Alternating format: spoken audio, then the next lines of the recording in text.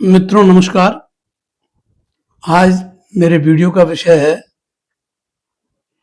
जो मैंने इसके पहले एक वीडियो बनाया था उसमें एक प्रश्न रखा था, उस प्रश्न का उत्तर दिया था। क्योंकि जो असिस्टेंट प्रोफेसर के इंटरव्यूज होते हैं उनमें अक्सर कुछ ऐसे सवाल पूछे जाते हैं जो असिस्टेंट प्रोफेसर के व्यवसाय से संबंधित हैं। तो पिछली बार मैंने इस प्रश्न का जवाब दिया था कि आप असिस्टेंट प्रोफेसर क्यों बनना चाहते हैं। अब इसी से जुड़ा हुआ दूसरा प्रश्न है कि ऐसा क्या है आप में जो आपका चयन असिस्टेंट प्रोफेसर के पद पर करें। अब कैंडिडेट को खुद अपना जस्टिफिकेशन देना है, क्योंकि वो क्यों बनना चाहते हैं। तो उन्होंने बताया कि हमारा ये इंटरेस्ट है, ये हमको अच्छा लगा, ये हमारा कैरियर चॉइस अच्छी है, तमाम उसमें हमने बातें करी। अब इसमें प्रश्न ये पूछ रहे हैं कि भाई ऐसा आप में क्या है जो हम आपका चयन करें असिस्टेंट प्रोफेसर के लिए। यह वीडियो वैसे सभी विषयों के जो प्रत्याशी हैं, सभी संकायों के प्रत्याशी हैं, उनके लिए उपयोगी है। क्योंकि कोई ये विषय विशेष पर आधारित ना होकर के विषय की बात में कुछ कुछ आएगी किंतु अधिक नहीं आएगी, तो किस तरह से आप जस्टिफाई करें। तो मैं अपना जो स्टेटमेंट कहूं, बयान कहूं, कथन कहूं, ये मैं शुरू करूं उसके पहले पुनः जो लोग देख रहे हैं, मेरे को सुन रहे हैं, देख रहे हैं वीडियो को, वो मेरे चैनल को सब्सक्राइब जरूर करें। और आपका सब्सक्राइब करने से एक उत्साहवर्धन की स्थिति होती है। बाकी मैं कोई वीडियो इसलिए नहीं बना रहा, मैं वीडियो इसलिए बनाता हूँ, ये मेरी रुचि है। और जो लोग इंटरेस्टेड हैं और उनको अगर किसी को लाभ इससे मिल सके, तो कोई लाभान्वित हो सके, तो मुझे खुशी होगी। क्योंकि ये मेरा एक तरह से व्यवसाय रहा है, मैं इसी में ही इतिहास मेरा जीवन रहा है। तो इतिहास के अलावा उच्च शिक्षा मेरा दूसरा विषय रहा है। और ये उच्च शिक्षा से ही जुड़ा सवाल है कि आप में ऐसी क्या चीज है। ये प्रश्न दिखने में जितना साधारण लगता है, क्योंकि आपको जो उत्तर देना है उसमें ना तो बहुत अधिक अपने आप को बढ़ा चढ़ा करके पेश करना है, क्योंकि आत्म प्रशंसा करना सबसे मुश्किल काम होता है। तो इसमें दो बातें आती हैं, एक तो आत्म प्रशंसा और आत्म मूल्यांकन, कि आप स्वयं का मूल्यांकन कैसे करते हैं। क्योंकि अगर आप ऑब्जेक्टिवली स्वयं का मूल्यांकन करें तो आपको अपनी जो भी आपकी स्ट्रेंथ है, जो आपकी वीकनेसेस हैं, जो आपकी नॉलेज है, और comparatively where you stand in the society of educated people, उसमें आप कहाँ स्टैंड करते हैं ज्ञान की दृष्टि से। क्योंकि ज्ञान तो अथाह है, किसी एक विषय को लेकर बैठ जाएं और पूरा जीवन लगा दें तो ज्ञान पूरा नहीं होता। मैं ज्यादा उपदेशात्मक बात न करके व्यावहारिक बात पर आता हूं कि आप जो है आत्म प्रशंसा भी नहीं करनी है, आत्मावलोकन ही करना है, और आत्मावलोकन के आधार पर ही आत्म मूल्यांकन करना है। तो self introspection and self assessment, ये इस वीडियो की बात है। इसमें आप कितने सफल होते हैं और किस तरह से आप चीजों को रखते हैं, ये सबसे महत्वपूर्ण है। क्योंकि वैसे तो क्या है कि आप बड़े तो नहीं है, लेकिन जैसे होता कि बड़े बड़ाई ना करें, बड़े ना बोले बोल, रही मन हीरा कब कहे लाख टका मेरो बोल। तो बात यूं है कि आप इतने ज्यादा ना हो जाएं भावुक, कब कहें कि मैं ही एकमात्र हूं। तो सबसे बड़ी बात यह है कि आप शुरुआत करें तो पहली बात ये कहें कि इस पद हेतु मेरी शैक्षणिक योग्यता पूर्ण है, और इस शैक्षणिक योग्यता को मैंने अचीव इसलिए किया है कि मैं इसमें जाऊं और मेरी रुचि है। ये बात मैं आप कह सकते हैं। साथ ही साथ आप ये बताएं कि आपको, क्योंकि आपसे पूछा जाएगा कि भाई शैक्षणिक योग्यता तो सबकी पूरी है, तभी तो उनको इंटरव्यू के लिए बुलाया गया है, अगर उन्हें पात्रता ना होती हम बुलाते क्यों। आप औरों से कैसे भिन्न हैं, तो उसमें आप अपने आप को भिन्न कैसे दिखाएंगे, ये यहाँ प्रश्न है। तो जैसे आप कहें, जैसे आपने मान लो कोई एडिशनली शोध किया हो, जितने कैंडिडेट्स आए सबने शोध नहीं किया है, ना सब पीएचडी के लिए रजिस्टर्ड है, ना सबने रिसर्च पेपर लिखे हैं। तो कुल मिलाकर के आपको एक तो बताना है कि भाई शोध और लेखन का क्या कोई अनुभव आपको है। क्योंकि जो उच्च शिक्षा है उसमें ये माना जाता है असिस्टेंट प्रोफेसर का जॉब, जो मैं पिछले वीडियोज में बता चुका हूँ, creation of knowledge and dissemination of knowledge, ज्ञान का सृजन और ज्ञान का प्रसारण, ये शिक्षक का मूल काम है।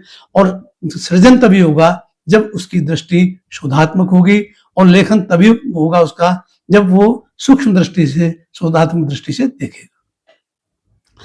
फिर आप ये कह सकते हैं भाई आपको पहले से ही अध्ययन, अगर आपको बाई चांस है, क्योंकि आपको जो बात कहनी है वो एविडेंस बेस्ड भी होनी चाहिए। अगर आपने कोई लेखन कार्य किया तो it should be produced before the selection committee, this is the evidence of my writing work. अगर आपने कोई रिसर्च कार्य किया है उसका भी कोई एविडेंस होना चाहिए।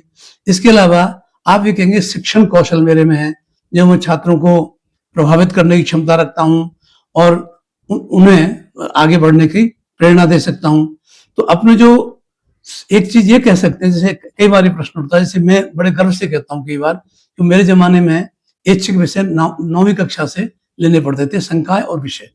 तो मेरा इतिहास विषय 9वीं कक्षा से मैंने पढ़ा और 9, 10th, 11th और 12th पढ़ने के बाद फिर मैंने ऑनर्स किया। तो फिर मैं कहता हूँ मैंने हिस्ट्री में ऑनर्स किया, फिर मैं कहता हूँ मैंने एमए किया, इसमें एमफिल किया, पीएचडी किया। तो मैं इसको रखता हूँ कि भाई मेरा ये विषय प्रारंभ से ही है। कुछ लोग ऐसे होते हैं जैसे ग्रेजुएशन के बाद मेजोरिटी ज्यादातर ये देखा जाता है, अब तो खैर स्थिति नहीं रह गई, एक जमाने में विज्ञान की पोस्ट ग्रेजुएट एजुकेशन बहुत कम थी, तो जो लोग बीएससी में अच्छा स्कोर नहीं कर पाते थे, मजबूर और पीजी करना चाहते थे, वो हिस्ट्री में बहुत आया करते थे और सब्जेक्ट्स में भी जाते हैं। तो उनका डेफिनेटली वो ये कह सकते हैं, अगर वो उस तरह के लोग आप हैं तो आप ये कहेंगे साहब मेरा जो बैकग्राउंड है it is science background and I can use this science knowledge in the application of my subject. वो फिर आपको जस्टिफाई करना पड़ेगा। तो दोनों स्थिति में अगर since the beginning you are student of particular subject, then you can say claim that I have interest in this subject since a long time, I have different, एक मेरी भिन्न दृष्टि है और जो दृष्टि उन लोगों के पास नहीं हो सकती जो बीच में आकर के ये विषय चुने हैं।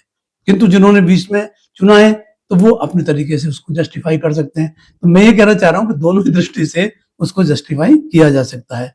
दूसरी बात यह कि जो नई पीढ़ी के छात्र हैं उनकी क्या आवश्यकताएं हैं और उनके विकास हेतु क्या आपकी सामाजिक दृष्टि है, किस तरह से आप देखते हैं, मतलब सोशल जो आपका होना चाहिए कि भाई मेरी दृष्टि है कि ये जो युवा हैं इनकी जो आवश्यकताओं की पूर्ति है किस शिक्षा के माध्यम से हो सकती है, कैसे हो सकती है। तो जो नई पीढ़ी के लोग हैं उनको प्रभावित करने का, तो उसमें आप जस्टिफाई करेंगे आपने कोई सोशल वर्क किया है, आपने कोई एक्टिविज्म किया है, आपने कोई और लर्निंग ग्रुप बनाए हैं, उन सब की बातें आप कर सकते हैं। यह जरूरी नहीं है कि आपका एविडेंस हो, but you can explain that. दूसरी आप कहेंगे कि मेरी शिक्षा में इतनी रुचि है कि मैं मार्गदर्शन के साथ साथ महाविद्यालयों और विश्वविद्यालयों के विकास का एक सपना देखता हूं, जो ऐसे ज्ञान से परिपूर्ण, संसाधनों से परिपूर्ण संस्थान हो जहाँ पे जिनको विकास हम जिनका करें तो उनसे जो छात्र पढ़ के निकलेंगे वो बिल्कुल किसी से कम ना हो, वे जो है at par with other higher institutions वो होने चाहिए। तो ये आप कह सकते हैं कि ये मेरे में है। दूसरा क्या है कि अपनी शैक्षणिक योग्यता को थोड़ा हाईलाइट कीजिए। सपोज एक व्यक्ति एमए है, ठीक है, उसका अपना तरीका होगा, वो कहेगा कि मैंने इतना फर्स्ट अटेम्प्ट में मैंने साहब ये कर लिया, या मैंने 3 टाइम जो है मैंने नेट किया है, वो जो भी कहेंगे, या वो कहेंगे हम पीएचडी कर रहे हैं। दूसरा क्या है कि जो लोग ऑलरेडी, नेट को सभी लोग अपना जस्टिफाई कर ही सकते हैं, लेकिन मान लो कोई पीएचडी और एमफिल है तो वो उसको जस्टिफाई करे। और पीएचडी और एमफिल होने से आप किस तरह से, क्योंकि आप में एक स्किल डेवलप हुई है जिससे सब्जेक्ट को समझ करके समझाना, क्योंकि जो एक बेसिक चीज है टीचर की, चाहे किसी लेवल का टीचर हो, पहले टीचर को तो वो आना चाहिए। अगर टीचर को वो नहीं आता है तो टीचर में ये वो है दृष्टि कि मैं समझूंगा और समझ के ही विद्यार्थियों को समझाऊंगा। अब ऐसे लोग आपको मिल जाएंगे लेथार्जिक, एक कॉपी बना लेते हैं और जीवन भर उस कॉपी को क्लास में डिक्टेट कराते रहते हैं। लेकिन मैं उन टीचर से हमेशा प्रभावित रहा जिन्होंने कभी कोई कॉपी कोई डिक्टेट नहीं करवाया, उन्होंने लेक्चर दिया, समझाया, बातचीत की, आपने प्रश्न खड़ा किया तो उनका जवाब दिया और प्रैक्टिकल तरीके से वो लोग आए। तो बात यह है कि ये जो स्किल्स हैं इनकी बात आप कर सकते हैं। अच्छा, यदि आपको अध्यापन का कोई अनुभव है, कहीं गेस्ट फैकल्टी रहे हैं, प्राइवेट कॉलेज में रहे हैं, सरकारी में रहे हैं, तो उसके भी आप साक्ष्यों से सर्टिफिकेट रखिए। अगर मान लो मांग लिए जाए तो वहां वो बताइए। फिर जैसे आप कहते हो मेरे लेखन में रुचि है और आपका प्रकाशित नहीं हो पाया, तो अगर आपने कोई हस्तलिखित पांडुलिपि है, टाइप की हुई कॉपी है, वो ले जाएं, वो वहां प्रस्तुत करें, ये मैंने अभी लेखन कार्य किया है। इसके अलावा अगर आप शोध के लिए पंजीकृत हैं वो भी बताएं, और पंजीकृत किस टॉपिक पे वह भी बताएं। तो इन चीजों से आप जस्टिफाई कर सकेंगे कि आप ही सबसे you are the most appropriate candidate to be appointed as assistant professor. तो इस तरीके से आप जो हैं उन चीजों को प्रश्न करें, प्रस्तुत करें। इसके अलावा जैसे प्रशिक्षण कोई प्राप्त किया हुआ आपने विशेष, अब विशेष प्रशिक्षण से तो यह है कि आपने जैसे रिसर्च मेथोडोलॉजी पे कोई छोटा मोटा प्रोग्राम कर लिया हो, आपने आर्काइव्स कीपिंग पे कोई छोटा मोटा प्रोग्राम कर लिया हो, आपने म्यूजियोलॉजी पे कोई कार्यक्रम कर लिया हो, तो ये ऐसी एडिशनल चीजें हैं जो आप, जैसे मैं इतिहास के विषय में ये बात कर रहा हूँ कि अगर इतिहास में आप अपने आप को बताएंगे तो ये बताएं कि आपने, अच्छा रिसर्च मेथोडोलॉजी तो सभी में काम का है।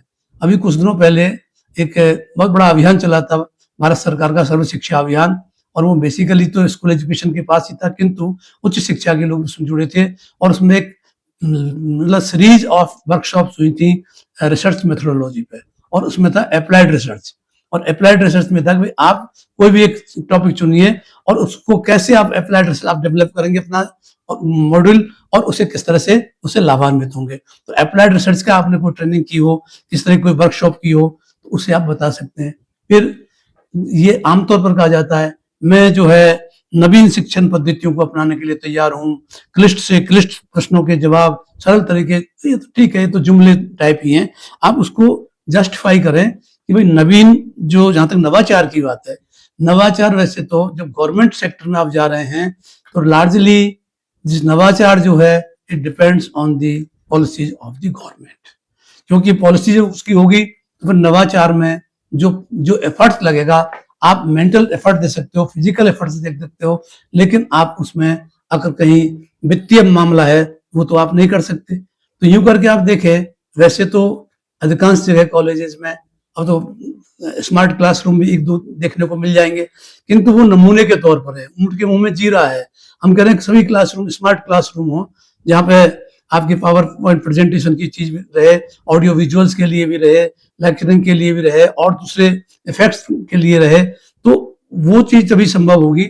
लेकिन कुछ चीजें हैं, जैसे मैंने अपने जीवन काल में आज स्टूडेंट जो देखा, एक तो यह कि अगर हम इतिहास के विद्यार्थी हो तो आप उनको, अगर आपके एडजॉइनिंग नजदीकी में कहीं आर्काइव्स हो तो पुरालेखागार का एक बार जरूर अवलोकन करवाएं, अनुमति लेकर के पुरालेखागार के अधिकारियों से। राष्ट्रीय स्तर पर नेशनल आर्काइव्स ऑफ इंडिया है जो दिल्ली में हेडक्वार्टर है, लेकिन उसके ब्रांचेज अनेक बड़े राज्यों में है, राजस्थान में भी एक उसका, यहाँ जयपुर में उसकी ब्रांच है, वो दिखा सकते हैं। या राजस्थान स्टेट आर्काइव्स का भी काफी बड़ा विस्तार है, संभागीय स्तर पर भी इनके कार्यालय हैं, उनको दिखा सकते हैं। इसके अलावा संग्रहालयों का दिखा सकते हैं। अपने आसपास राजस्थान तो इस मामले में बड़ा रिच है कि जगह जगह छोटे मोटे गढ़ और गढ़ियां आपको पहाड़ों पर दिखाई दे जाएंगी, उनको दिखाएं। युद्ध स्थल कोई हो तो उनका, उसका भी अवलोकन करवाएं। तो ऐसे कुछ प्रैक्टिकल तरीके हो सकते हैं, क्योंकि when I was student of BA honours, हमारे जो हेड ऑफ द डिपार्टमेंट थे प्रोफेसर जीडी शर्मा, जो भरतपुर कॉलेज में प्रिंसिपल भी रहे, हिस्ट्री के हेड भी रहे, वो हमको लेकर के गए, क्योंकि बिल्कुल पास में ही एक तो सौंख एक जगह है जो मथुरा डिस्ट्रिक्ट में पड़ता है। सौंख में जर्मनी के एक विश्वविद्यालय की ओर से खुदाई हो रही थी, तो हम उस आर्कियोलॉजिकल साइट्स पे गए when we were student of graduation, और उस साइट को देखा कि कैसे वो सिलेक्ट करते हैं साइट को, खुदाई कैसे होती है, फिर कहीं किस तरह का कोई नुकसान ना हो जाए तो किस तरीके से वो अपनी चीजों को आगे बढ़ाते हैं। और इसके अलावा इक्विपमेंट्स क्या यूज होते हैं खुदाई में, जो प्रॉपर्टीज खुदाई में मिलती हैं उनको कैसे संधारित करते हैं, कैसे उनको उनका ट्रीटमेंट करते हैं, ये सारी बातें उन्होंने बताई।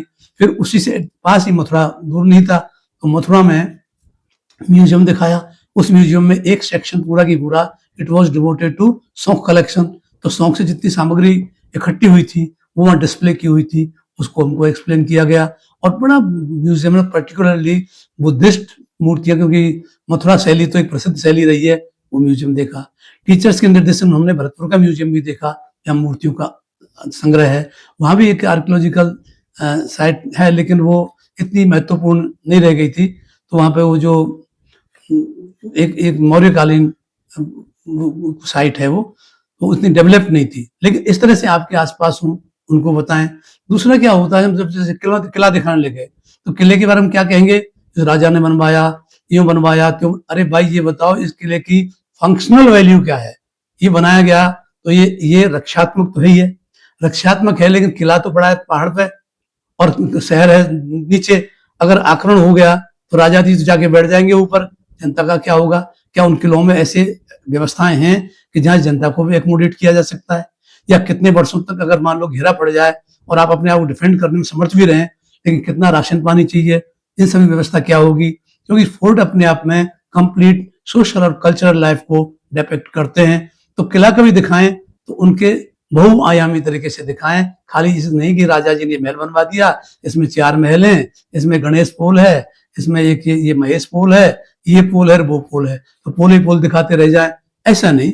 वो दुर्गों का महत्व केवल इतना नहीं होता है, दुर्गों का महत्व बहुत बहुत कुछ होता है। दुर्गों में मंदिर भी होते हैं, दुर्गों में विद्यालय भी होते हैं, दुर्गों में जो राज्य के काम में आने वाले लोग वो तो परमानेंटली रहते ही थे, किंतु जो जनता है उसको भी एकोमोडेट करने की व्यवस्था होती थी। और या जो रक्षा व्यवस्था है वो दोहरी, तिहरी, चौहरी होती थी। पूरा शहर है, एक जो है शहरपनाह बन गया, शहरपनाह को भी किलेबंद किया गया, बुर्जें बनाई गई। ये सारी बातें आप समझा सकते हैं। और फिर सेकंड में किस तरह के लोगों को लिया गया, बीचों बीच दुर्ग को किस तरह किया गया, तो इसका एक बहुत नायाब नमूना। ऐसे तो जितने भी मैदानी दुर्ग हैं, खासतौर पर भरतपुर का दुर्ग तो खैर अपने आप में अजय है और एक अजूबा है, लेकिन वो तो राज्य विकसित स्थापित बहुत विलंब से हुआ, और जब तक वो अपनी राह पकड़ता तब तक ये अंग्रेजों का हस्तक्षेप, मराठों का हस्तक्षेप तो वो चल। बट उनकी प्लानिंग देखिए आप, हमने एज स्टूडेंट मैंने वहाँ के उसको जिसको खाई बोलते उसको बोलते थे डंडा, दीवार को डंडा बोलते थे, वो जो है शहरपनाह थी। वो शहरपनाह को किस तरह से उसको जो है किलेबंद किया गया था। खैर मैं इस पर अधिक समय नहीं खराब करके आगे अपनी बात कहूँ तो अध्ययन और अध्यापन को प्रासंगिक और व्यावहारिक आप बना सकते हैं, इसके बारे में बात करें। इतिहास है, कोई पूछे भैया इतिहास को आप वर्तमान के साथ कैसे जोड़ते हैं? बिल्कुल हम जोड़ेंगे, वर्तमान के साथ नहीं जोड़ेंगे तो इतिहास यूजलेस हो जाएगा। और इसमें भी जो हमारा नियरेस्ट पास्ट है, खासतौर पर जो आधुनिक इतिहास होता है वो बहुत रिलेवेंट होता है, क्योंकि वो हमारा इमीडिएट पास्ट है और इमीडिएट पास्ट से हम बहुत ज्यादा प्रभावित हैं। हम डिस्टेंस पास्ट से इतने प्रभावित नहीं होंगे, लेकिन जो इमीडिएट पास्ट है उससे बहुत प्रभावित होंगे। तो उसमें आप बताएं कि चाहे उद्योगों का विकास है, कृषि का विकास है, तो उद्योग और कृषि का इतिहास तो आधुनिक भारत में भरपूर रूप में पढ़ाया जाता है, आर्थिक इतिहास भी पढ़ाया जाता है। तो इन सब चीजों को आप कैसे जोड़ेंगे और आज के साथ उसको लाभान्वित उनसे हो सकें। इसके अलावा जो और हम जो बात कर सकते हैं, जैसे आपने अगर कोई किसी ने आर्काइव कीपिंग का या कोई म्यूजियोलॉजी का किसी तरह का सर्टिफिकेट कोर्स, डिप्लोमा कोर्स किया हो, उसे आप वो हाईलाइट करें, क्योंकि ये जो स्थान है ये हिस्ट्री के बेसिक स्थान होते हैं। इसके अलावा लाइब्रेरी और लैब का जो एक्सपीरियंस अगर आपको हो, अगर आप विज्ञान के कैंडिडेट हैं तो आप लेबोरेटरीज के बारे में बताएं, लेबोरेटरीज कैसे होती हैं, कैसे काम करती हैं, किस किस लेवल की होती हैं, किस किस लेवल की हो सकती हैं, रिसर्चेज किस तरह होती हैं, इनोवेशन किस तरह से होते हैं, आविष्कार जैसे इन्वेंशंस किस तरह से होते हैं। तो इन सब में हो, लाइब्रेरी का किसी को एक्सपीरियंस हो कि लाइब्रेरी को हाउ टू यूज लाइब्रेरी, बहुत मुश्किल नहीं होता है। लेकिन हम लोगों को बीए में जब छात्र थे तो हमको हमारे जो हेड ऑफ डिपार्टमेंट है professor G D Sharma ji, वो पुस्तकालय लेके गए। उन्होंने सबसे पहले हमको इंसाइक्लोपीडिया से इंट्रोड्यूस किया कि इंसाइक्लोपीडिया क्या है और कैसे इसका अरेंजमेंट रहता है, और डिक्शनरी की तरह किस तरह अल्फाबेटिकल ऑर्डर में आपको सारी घटनाएं, सारे इतिहास की चीजें सब मिलेंगी। तो वो ब्रिटानिका हमको उन्होंने एक तरीका सिखाया कि कैसे इसको यूज करें। तो इस तरह से लाइब्रेरी का विजिट करवाएं, बताएं कि यहाँ पे कैटलॉग होते हैं। अब आजकल कंप्यूटराइज्ड भी हो गए, लेकिन उसका भी आपको नॉलेज होनी चाहिए कि कैसे आप कैटलॉग को यूज करें, कैटलॉग से किताब को कैसे लोकेट करें। अगर आपको फिजिकल किताब पढ़नी चाहिए, मैं तो आज भी कहता हूँ। और इसके ऊपर भी आप बात कर सकते हैं कि मेरे को लाइब्रेरी का बहुत अच्छा एक्सपीरियंस है, being research scholar I did this. मैं ये जानता हूँ कि इसमें जो कौन कौन से तरीके से क्लासिफिकेशन हुए हैं, 1-2 क्लासिफिकेशंस के नाम भी अगर आपको याद हो तो वो भी आप बता सकते हैं। और जो ये हम जो है वो कॉलन क्लासिफिकेशन से हम देखते थे, तो उसमें कॉलन का किस तरह से होता है, तो किस तरह से वो अल्फाबेट अलॉटेड हैं, हिस्ट्री वी है तो पॉलिटिकल साइंस डब्ल्यू है, तो ऐसे सारे, तो वो सारी चीजें। इसके अलावा कंप्यूटर एप्लीकेशन को अगर आपने बाय द वे फॉर्मल वो किया है तो आपके हिसाब मैंने कंप्यूटर पे कोर्स किया हुआ है, और कंप्यूटर का एप्लीकेशन मैं अपने सब्जेक्ट की स्टडीज में अप्लाई कर सकता हूँ, रिसर्च में अप्लाई कर सकता हूँ, तो उस पर भी आप बोलें। इसके अलावा आप बोल सकते हैं कि मल्टीमीडिया यूज मैं जानता हूँ। अगर multimedia equipments are provided by the institution, then I can use them for the best benefit of the students. तो इस तरह से आप तो ये सब बातें कह सकते हैं। इसमें एक सवाल कई बार पूछा जाता है कि आपने अपनी बात कह दी, इंटरव्यू आपका हो गया, आप ये बताइए कि आपको कितना अंक दिए जाएं। अब ये एक चीज, ये सबसे ऊंचा सवाल है। तो ये तो डिपेंड ऑन योर परफॉर्मेंस। आप अपनी परफॉर्मेंस को एवेल्युएट कीजिए, क्योंकि एक तो आप जवाब जो आप दे रहे हैं आप सेटिस्फाई हैं कि नहीं, और जो सामने बैठे थे जो पूछ रहे थे उनके जो गेस्चर्स थे वो सेटिस्फाइड दिख रहे थे या नहीं। और उसके बाद अपना यूनिक के साथ मैं तो 90 नंबर सोचता हूँ, ऐसे नहीं। मतलब आप उसको ऑब्जेक्टिवली बिल्कुल निष्पक्ष भाव से सोचें और बताएं, निष्पक्ष होकर के। तो मैं जहां तक सोचता हूँ अगर आपका इंटरव्यू बहुत एक्सीलेंट गया है तो आपको 85 से 90% की बात करनी चाहिए। 100% कितना एक्सीलेंट हो कि आपको क्लेम नहीं करना चाहिए, कहना नहीं चाहिए। वो ठीक है, अगर कोई दे दे तो कोई मनाही थोड़ी है, नहीं मना है। लेकिन नॉर्मली हम देखते हैं कि 80 से 90 का पूरा रेंज रखो, 10 का, कि अगर आपका एक्सीलेंट है तो आप ये बात कर सकते हैं। फिर आपका वेरी गुड है तो 75 से 80 या 70 से 80 ले सकते हैं। फिर गुड है तो 60 से 70 कह सकते हैं। परसेंट की बात कर रहा हूँ, इंटरव्यू का जो भी बिटेज हो उसका, तो उसमें 60-70 की बात कर सकते हैं। और अगर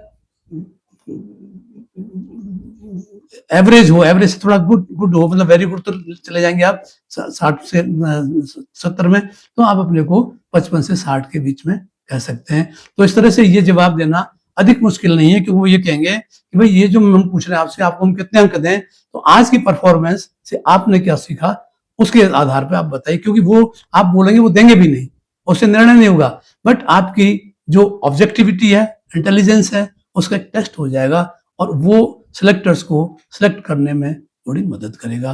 तो इस तरह अब ये मेरा दूसरा वीडियो जो मैंने वादा किया था आज आपको के सामने लाया हूं।